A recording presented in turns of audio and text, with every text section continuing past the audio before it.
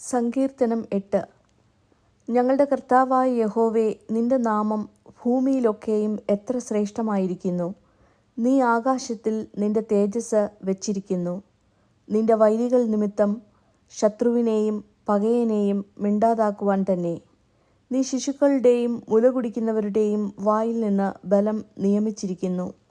നിന്റെ വിരലുകളുടെ പണിയായ ആകാശത്തെയും നീ ഉണ്ടാക്കിയ ചന്ദ്രനെയും നക്ഷത്രങ്ങളെയും നോക്കുമ്പോൾ മർത്യനെ നീ ഓർക്കേണ്ടതിന് അവൻ എന്ത്?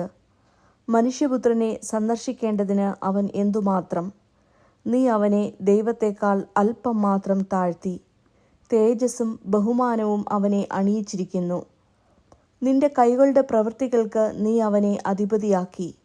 സകലത്തെയും അവൻ്റെ കാൽക്കീഴെയാക്കിയിരിക്കുന്നു. ആടുകളെയും കാളകളെയും എല്ലാ കാട്ടിലെ മൃഗങ്ങളെയൊക്കെയും ആകാശത്തിലെ പക്ഷികളെയും സമുദ്രത്തിലെ മത്സ്യങ്ങളെയും സമുദ്രമാർഗങ്ങളിൽ സഞ്ചരിക്കുന്ന സകലത്തെയും തന്നെ.